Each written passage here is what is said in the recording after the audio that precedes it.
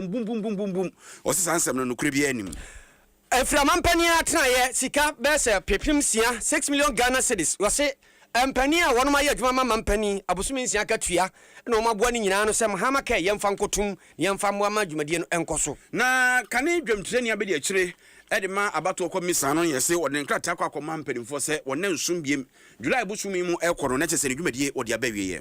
ankane panimpa na temu odwa odano Chief Justice o former Maame Sofa Yakufu ebeto odwa se wajai se woye abasum bedwaku etu abanfo wonka ho biemu no mampani atena ya betu dwazampa maame adwuma no wajai sese de ye ka Council of State members a onka ho na wotwe ye wote se laboni girls school no tem ho ba bi etuo bi troin na nkatasi do ba bi ye je ne kai etuo no kakra kan no na ne mfim wo na ekogu ye no ADOM KASIEBO anya no ne na didi nkomo ama na kyerɛkyerɛ de esie nyina ne nyama ne hunu a wo hunu ewutu aboba no kuafo wo mayimu na no wo motia mu sese de nsuo no guguo no asagera sa wo se de bre wo no de gu wo mfudu ase no omunya ye nti ehye esai aban se empima duanan asagera sa wo no nye wonfa mpiti won mfuso ye ene nsama hodo bi aditi anwumere ye de besomo ye mfa nase ema MTN everywhere you go o se animanimu ye ja esem ne chip no na fa uhunra yi semnim download my MTN app no fa go phone so ne ko seamless ene ye abra phone no fa sim bia ana chip bia emfa enshim MTN na 30 so emu aye de etene momo transaction ho do obeye bundle obeye obefre odofo ni nyina no MTN na 30 no emu aye denti no ho akwankyere wo de bomoden a ne download my MTN app no na ye nyina ye ni eye mfinhye aduasa no president osi twitwuru simpre no do the two na utwitwura no pa na utwitwura nwumera wonu wate wonu ayehwam osia ye den wodidi atde bonsiri hehe na uwie suo dukisin utimi afibia maja enije aba ongalicious aben wo ha promo no so den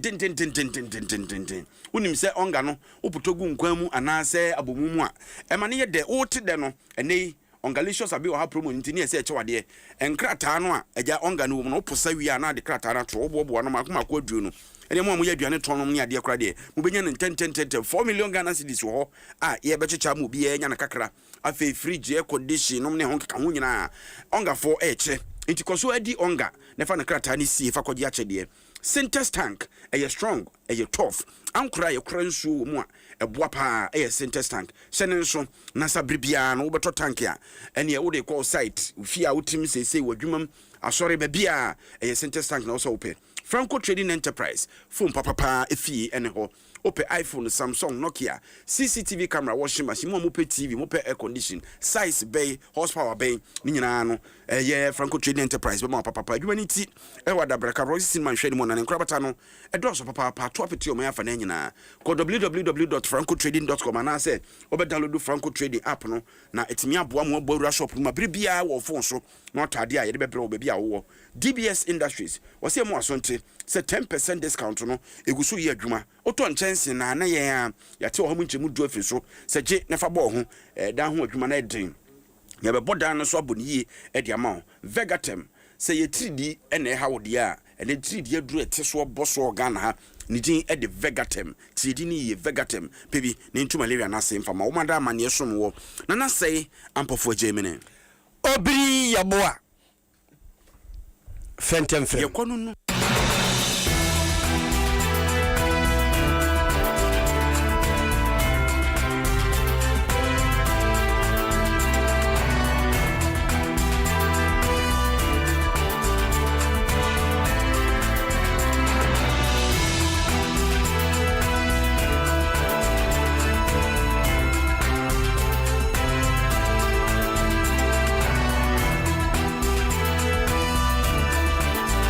yense ensem na semfama ye hyase e de free omampani atena ye soafo a wono ena oman wo hwe aban kitahudie ne nkrato nyina ho ensem so Felix Kwachofosu e de nsem bia baba betodwa osina nsem be na wotwe na wotwe mienu ntemnie nipa bi buwa pass sem futuru no utugu Ghana fo ani se ane omampani ba ye nipa ye adwuma wona atena ye presidential staffers no kohwa ketua pa ye kukurasi omanimu a echese nyasem ketwa ase ekura wo CB Foster pa no ho no echese obom tokru wontimi ni nsia se so omusikari mu odu pa a de toto abanda da no ebre so a enya echese na sasemi na pani echire se no kure ni nyame anim enipa ne kan no maka ma na kwa wie se MPP aban ewo adwaso no na manfo ka na nipa yi adwuma mampani aso e ho no esosododo anaso mo do sododo no ne ho keka ho ene aban so ateso enso no sika ene eka wo bo no no emu du na yewra Felix kwa chofusu kirem se enye no kura de biara da se ene yatoto aban adwumafo a wono wo na tena ye ho no akatuam na article 71 office holders no ye wo kwan efa so a ye twa no akatuam saa ekwan no eno no nyesa aban ni fiti prekope na so tibedase abra no makora so no wo sene ho hyehye ene na kwan ho entuti so obi ka asem bi ete saa no a sari panisini hu ntro no wo include the 137 MPP MPs who were in the 8th Parliament, some of whom were ministers and deputy ministers. There is an outstanding arrears that need to be paid to the staff who worked at the presidency, who were political appointees between 2021 and 2024. The finance ministry is working on it. Once that is paid, it will be the same in terms of salary as those that are being paid to people who work at the presidency, who are political appointees currently. So when those same people turn around and come and tell you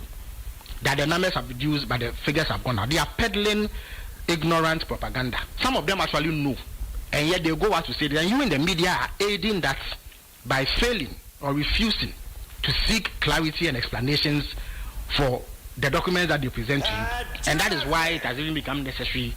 to address this. But for the avoidance of doubt, President Mahama has not added one cedi to the salaries of his appointees at the presidency that he came to meet, and it must be placed strictly on record. Felix Kwachofusu ena otene kan no se empo eye abanda da no anase mrahwe mfie ne toso nwotwe no MPfo a wonom ekoye a yenum baye ene edi onya akwan ma yeto abama ne to aso ene de onya kwan wo na wo 8th Parliament ni nyina no wo esgracia ne ade make say yetwetwea ede amo dada nti no kasika semo ya yenkane yenkamu nokure nyina mampani atena ye ehon nso sika na wonom a eye adwuma ye te ombusumi nsia to na ye de adwumadie soronko bi no ya bobo ni nyina no bepem sia 6 million Ghana cedis ene ode oni akire Ghana Medical Trust Fund wonom atena ye yetu din se Mahama Care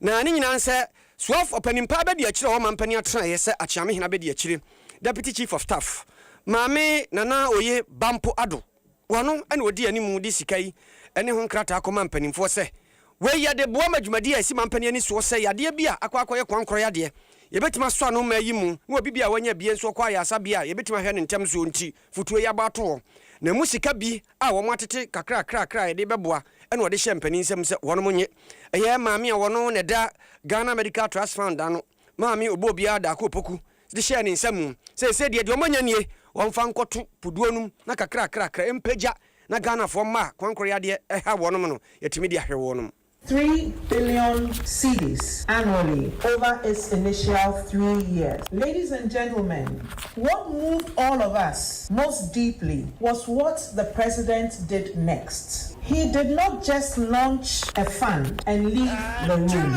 He himself pledged 6 months of his own salary as seed funding. He then turned to us, his appointees, and invited us in the spirit of the reset agenda, in the spirit of leadership as sacrifice, to contribute our 1 month's salary to the fund. Our President John Dramani Mahama showed the way, and colleagues, we have followed with a patriotic answer. We answered the call. Today, we are gathered here to formally present the proceeds of that answer. The Comptroller and Accountant General has already transferred the amount of 6.1 million cedis to the Ghana Medical Trust Fund. Nana Oye Bampo Ado Deputy Chief of Staff ne na ate na owie ye na panimpa wono da Mahama Kesa no bobia da kupoku agiye na wose aseda piesie ene ye de mamom na wose free se wo hye adwumadie ase kakra wono ye kwa chese anya hwe kura no wo hwe animu se ebepia kɔ nanimu a na ene ye miaya hodo be se du mayim ye besisie na obia wanya sa kwankoro yade ne biesu otu anam akɔ hɔ a se ho na edi sika yi kwa akɔwura yatimi ahwa ne ntem na menye na hoodene na watimi anante atiasefo asase so has invested significantly in specialist training. Our vision is that within a few years, every region in Ghana will have at least 10 specialists to provide advanced care for people living with chronic diseases.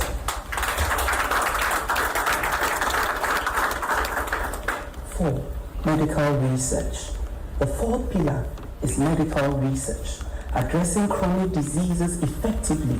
requires investing in both knowledge and innovation. We need to better understand the patterns, causes, prevention, and treatment of the conditions affecting our population. With evidence from research, we can shape policy, improve interventions, and build sustainable solutions. We are already seeing results. Our pilot program funded surgeries, chemotherapy for 50 patients nationwide. Obobia da Kumpoku administrator ma Ghana Medical Trust Fund nene ena otiye no. Yentu ansam no so yese kwoma pani atena ye ho na ene yewura kwachofu su friends ntwerefo no omudi nkomo na semba ko pie mu a ene Ghana de hye dodo no ano wono mte no say saa Dr. Bosman Asare obeka opani a wono ene abato commission dwontreni abedi akirefo no de odi kan kra na opani ena yewura kwachofu su kire se ene wode ne dwumadie eba wie ya ne sanse wode krata brempanifo se July bosome no ewu a ekono wonsum biem se abato commission no na bedi akire eno da nchen so a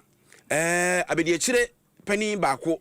yewura samotete ono nsoso no se meka sei ne braso wo so okona homegiem ento ono so dwumadie wode eba wie na yentie ensem a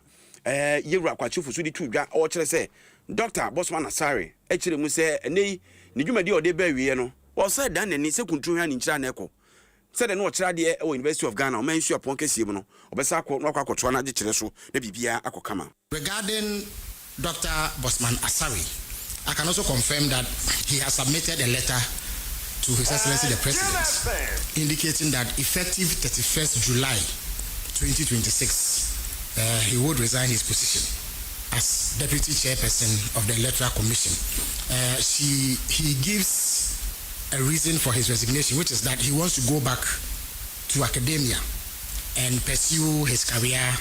as a staff of the University of Ghana, and conveyed his thanks and appreciation to the President and people of Ghana for giving him the opportunity to serve in that capacity. We are also aware that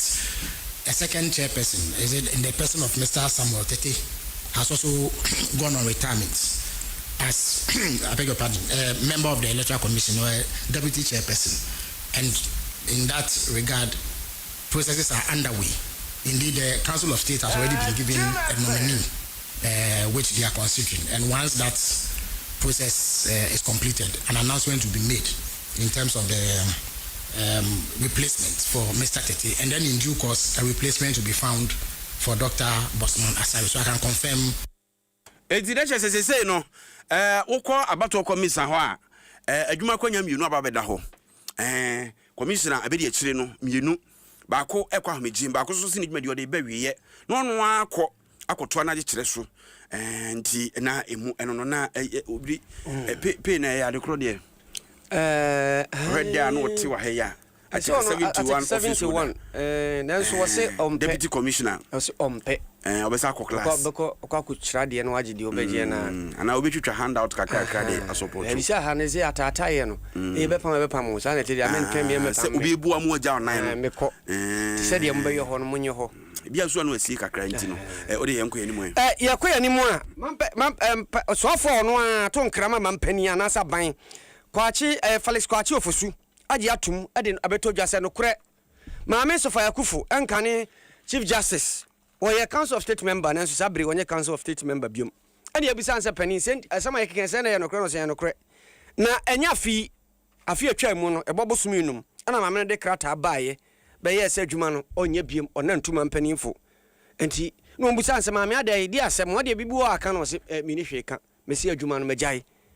munye ama mampani kura ye se nka wonom enidi nkomo nti bedwakuo no kura ye se womo ene no bekasa didi nkomo ahwe se bia nka ya krata odi abe obesa be fana de akwa nanso antentam ama sabra meka se mampani ahya se kura didi nkomo ahwe se de obesi aye no na fe omo akoso aye omo adwuma nti krata ro ade atum se ma me so fa yakufu adwuma no wagyae I can confirm that indeed Justice Sofa Abi Akufu has resigned from her position as a member of the Council of State. She submitted a letter in September 2025 to the President indicating her desire to resign. She did not disclose the reason for wanting to resign. When the President received the letter, he was required then to indicate his acceptance of the resignation. But at the behest of the Council of State, he had to hold on because they said they wanted to engage Justice Sofa Akufu to see if there was some grievance that she had that was informing the resignation and whether or not there was a way that it could be addressed. So they asked the President to hold on with the acceptance. But they got back and said that they had engaged, and as far as they were concerned, the resignation could be accepted. So the President has formally accepted her resignation and she's no longer a member of the Council of State. Felix Kwachi Ofosu wano swafo wano na hwe aban krato so nene na wote no yento asoe na yenko ensem fufurumu yade ani ekre laboni girl school empotem ho omafo beka na wotwa wiye arosem bisi enam so ema abantie bi a wono no wokyeremu a na kyese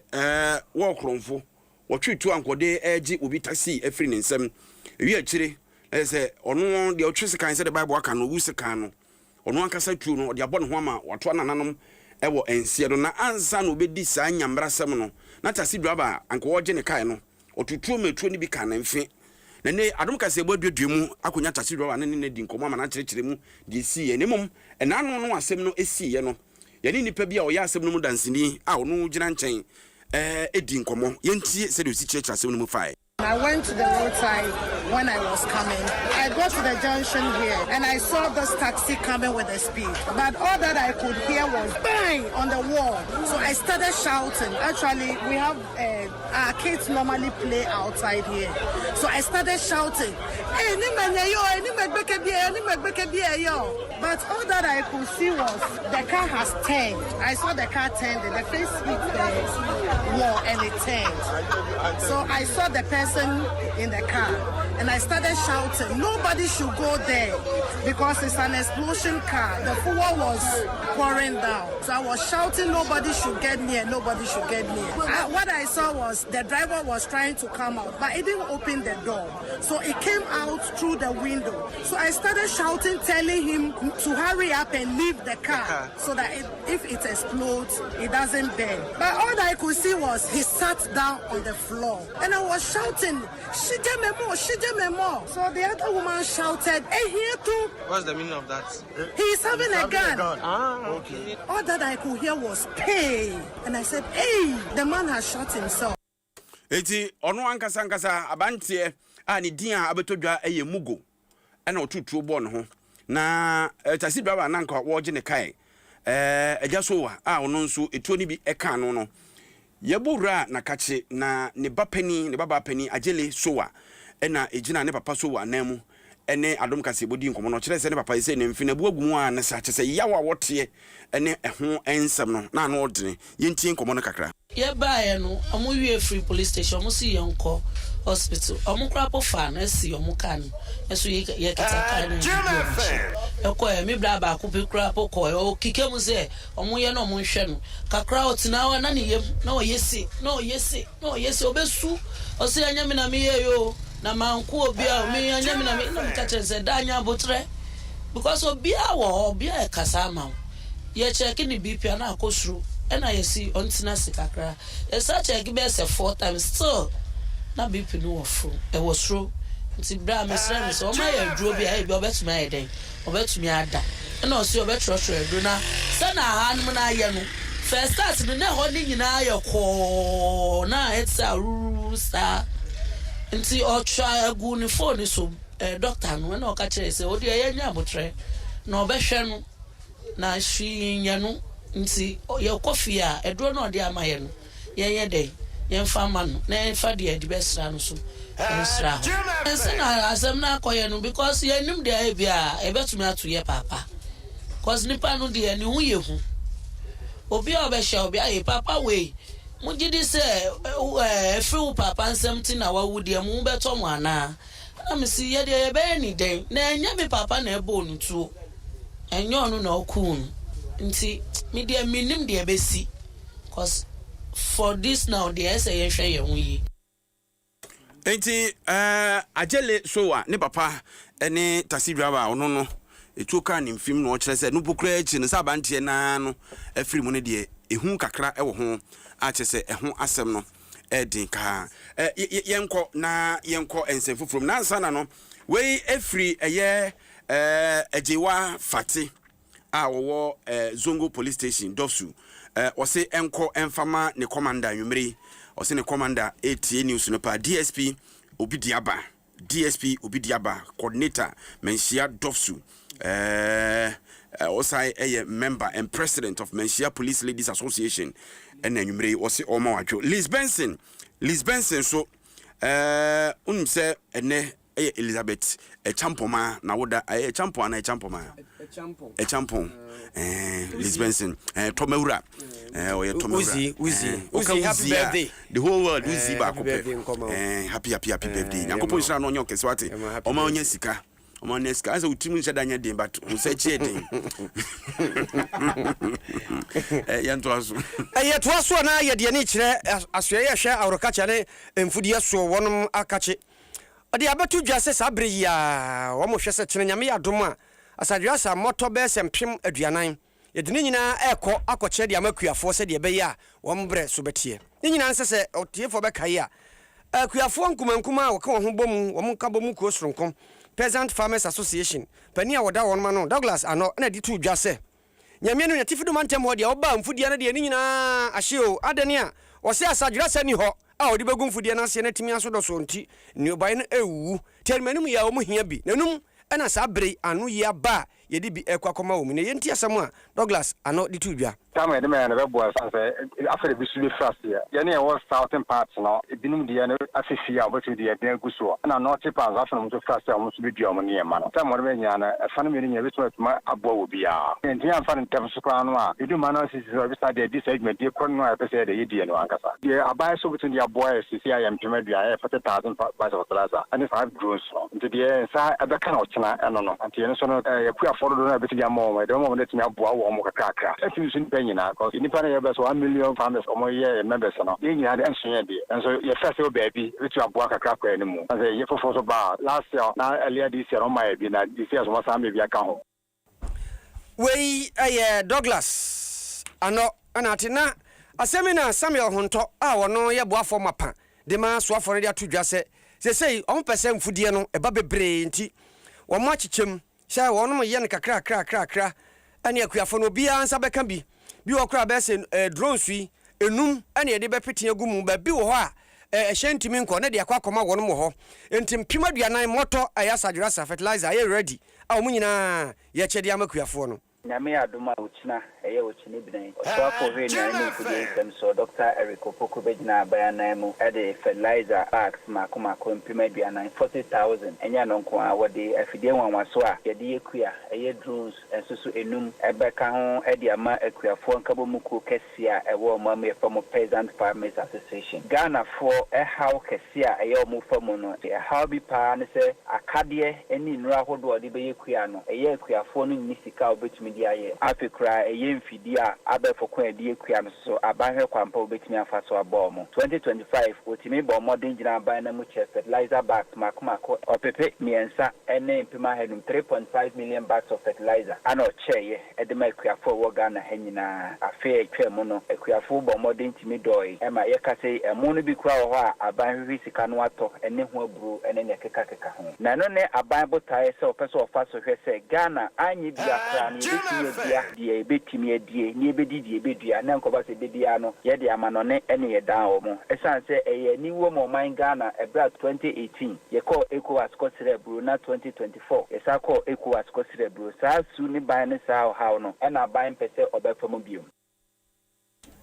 odele kasa no ba wie ye no wo kire mu se sa enioma asadwasa wo ko chei ene drones afidie nkumankuma wiemhye nkumankuma ye de koman e yade bebo akuafo no pa amadwumadi a wodi nyina no atimi awie peyo afie twa mu 2025 de hu ene say essence Peasant Farmers Association for no members ne dose no the aban chair no ebi anya bi enti 2025 Minister for Food and Agriculture Dr. Eric Opoku eton safre o leadership e de fertilizer bags makumako 15,000 e de mawomo afie de ne distribution asia e koso a wo china or the 40,000 bags of fertilizer e ma Peasant Farmers Association say omo members are fertilizer se becha omo nya bi no na yem farmer omo nansu obi aso o hwe tetete nyina no akuafo e do na se ba petepete yemfudie so e fe ni spring a do sika kakra no betimi akoto machine ase bi ode petrol moto buru ode petrol gumu eno so petrol so akuafo do no ani sika dia mo ya ne se eye kapoka apom peta be kwa kudu fie ni abeti nyina eye wo ya Samuel Honto ye soaf boafo mapa e de ma soafo a wono na hwe mfudie ene awrekacha so ne na otiye no yento aso na yenkonsem fufuro mu video bi ene nam monten so a chese wo hwa trotro mu ena mate ni ene wato ahye passenger ni so a chese wo dufudufu na ani pa cho ba Facebook YouTube sesi a ye de ato ho asem ni nyina ne se akwa emze wa boxing pen anenti passenger su ne hu na ewu ana se e de na wama yonko akwa we toto twede za na untimi nka hwi ana we small boy asem ne se ne lawyer fair ana otua ana bantie so mema momu no se an momu no meje ana se ne bobo number ma me obo wi abantie ne send sika ni wie ya mate ne se da bi mai afi won hwe number na o se wrong number ana bantie se metua sika ya wie na wrong number se wa na obo ma me na me o se wrong number ntian kikiri na hwe ana wato ahye ne so ntedu bebe afi de akwana hu wa manani amra onu zu tu bi fam ezo di ka jeje kakra e de agu widiem sasemi ena yene eye kasama fa be de kire ma GPRT wadi ho nkomo na de santo kwa ye ka ho asem ye ntie ho popo ye kakra bi wo so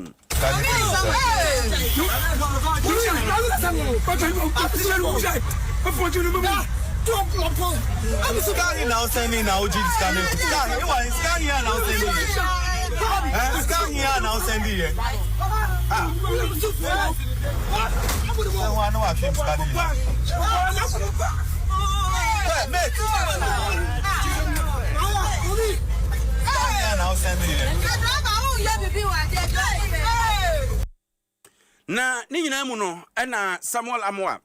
GPRTU adwumakuo no wono ekasamafo be de kire zadrafo enkamunkuo no na o kire se wo mo adwuma mo ye no se gudi momo etuaka no enka wo mo hyehyede ho enti eya na ye ntiase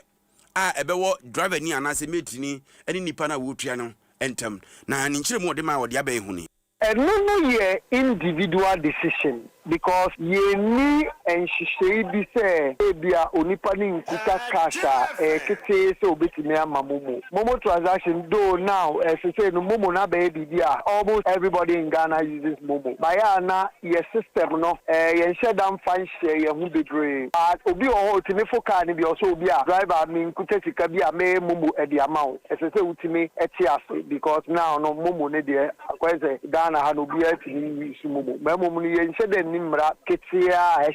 say force say be individual decision. Eti way any someone abante Samuel Amoa ele to yenim. Ye bobra bobom. Wonim say abrante party. Sameka say ene onyame adoma okuada agokansi ye kwa akosie ye ne Panama no hwe yi ana wankwa nkosi bi ebiakam kema fanso so ha ame fanso so ansa no akọ party ensensem no so na adrafo ensem a ye kan wuyi de Samuel Amoa ede tu dwa no ewia wokoso kire mu se enne enhyehyɛ yaba na GPRT for krom guso a omo se abefo kwantempo kwan so no wobetimi atua se ne wokɔ ebiaba wokɔ filling station ba bia utimi de card mumu na omo de afidi aba no watua no omo ye san hyehyɛ ni bi na no enche amanfo ebete ho asem. As I'm speaking to you, the system be ba no share long distance stations no no mpo no ye pese ye call cashless because most of the time no na passengers ni be free na person use the system no nti afi ye pese ye introduce system no say na be ye adwuma ye be ye no bi say ukọ station a udu station ho a ticket na ubecha no ye be ye digital instead ye becha normal previous ticket na ye channel. The information so no e di gu your system no mu. Enti ye information na obedu ono na bookman na ye nyina enim say bookman na afi obedu ono okuta machine bi odo beje information. E bia wudi o contact, e bia next of kin, there bia o kon BBC a hwan ni emfre no. Enti no say ye dis information ni nyina egu machine so a machine e be print out ticket e di amount. But a machine no e be print out no. The whole machine so e wo system a obebo charge no e di agu we no so nti ubenya prompt no e wo phone so. Etiane nhihye GPRT for church omo ye na omo nya nwie ti dia bai na ho asem kan de na tasi bra bia bia akọ na ni pen ye se ahobri pen ti abo asere oje ne bagora no ni ade ato nchen ono se mobile money no obi so de tua ne ka ewi akire no anka nipa ne ye ne frimfram ono so akosem de to adom kase ebo anim etaji drivers enye mo adwuma wo bafo ni yango form ye bubu mo adwuma ye mfa phone dele so that's it che before be free second akoteshi teaching wa area more and an back so be send mumu mami so no problem and me man me di me normal man no send mumu no me sky wo me phone so dada na text message no ba me misal e me to ka no tisa hani here na me gina na me so mami check me wallet me check ya scan bia me count na ball reverse na me samba back na me say master fast scan man so just mumu na me catch us okay enye he ye quotation junction so baby filling station one all the 24 hours so mu na me tanu dia check mu dia call o yi scan wo di ma me no o say me san va no ko baby a me ni fie ho na me say master me nya ba da usu fa foforo o pa so be me azan de eti ewiase ehu ti na ye ana nipa bonfo nti ehu nipa papa no na nipa bebre a ono mo fofra hyen a ene bi didi nkomo no kire se wo se ene se de wiase si kɔ na dra fo pekwan bi obefa so a ene de kura nipa ni bia obetimi agye yese o foka enye da bia so na sika wo ho ebia na sika ni nyina wo fon so nti fo ka na o mumu na o ne driver ne kana na mate ni kana otiasie na send man ba we dey mistake ni dey free mate me de me fon am say na wa bo number aguso na ma send dey mistake ni dey free mate no free mate fum so ni dey free papa no mate na free no because nipa ne ye ni process bibia na o de phone e man no ebi wo ho a me bia na scan share me ho ba mi sika wo me phone so nti e den mumu na betua e dia mo say sika wo me ho de na be ma bia me ma o cash dia mo ka no de an kware pa ba nka me nyanka je fa mumu na ntwa bibia na sa metifo no omo nja chobu ni twa si sika no wo me ho ko dia metua e na fees no in case this sika no so ni me ho so a me de me phone so ni metua no we mumu me pa dia metua say mate ni de me de phone ama no no abobo ne number na ma send dia ama no ka kire me say your wrong life party the mintia the first of phone ama me party mintia ofa ka na we scan kwa dia e wo betumi tia cash ba on scan dia e betumi asene awanti ase otumisi eti we ene nkomo kakra efrika twie ni mu nsensem no aba yenwie wopate de ne so na fe yemfensi Thomas Pate yenyina nim se Jamaica Canada for Jamaica say Canada for mana nko o man num sanse waja nsensem a ekoso UK mamu no nti omso mani ngura manum meka say GFM panifo atro krata kra masem na pie ko to men ne empani atena sem no so na coach Jay Sapon na dia to dwase Ghana for ye nyai se patenka ho na se patenka ho ne nko yire bi o se ye de mrantiam akoma kwatu nunum ene ekwa akansie ndi se ba ku firi mu ana nkire se no ano no entifo ha pagafo ho nti se de tie bia no wo mu aka no beginam wo akwa mamen patension no I'm saying we have to respect every country's immigration laws. What does it? Ghana for immigration laws are almost actually even a South Africa will be country there one baby we allow you to go and not to go. As I said, some say one party and Canada. Is that the end of the world? I'll be a solid party anywhere. What does it? I don't think it will affect the players psychologically. Often easy. So when you some and some no say okay fine. Madam come board. I work up. One match DG work up. On the channel. And you know, the answer say no. Of course, if it's out them he joke with it. So party they'll joke with it. But Ghana for now without party the Ghana Black Stars cannot go. No, it's not like that. They invited 26 players. No, back on anymore. So you can get an overball or quality players or first hand players go. But how do you do? You go to plan B. Well, who knows? The person will be brought in may play better than Party. He may even score the goal. And that's why. You should forget about it and let's go ahead. Why? Coach Jay Sapon nene ena ote no ene yenwie na yemfa kasiebo no yemfa ensi nemom enyumakuo bia dama ne yede kasiebo yi ebrem MTN so wa yenhye so nkonye mfrinhye aduasa na fofida odi anase mfrinhye aduasa da odi e ompese wono nko abedie nti se momo no a o transact ya na ja wo de boabusua kakra bo ano de na enso omo wo akrade kama chese 9 nkron eye brand new Toyota Land Cruiser makoma konkon prado ibi eka ho a chese sika eka ho no be se ne bo no bubu a bro opipimdu 10 million Ghana cedis se enye sika keto no wose wei nyina no eye mfrinhye aduasa da wo die yi achede e wo mu ni bia afa data nso ka ho kretimi che obie na wonim de obedale star 530 hash anase wode my MTN app no ebet ede ho be hyemu bi se sia make say na face promo ekosue wanya bi adi Pepsodent wode twi se anopa nwumre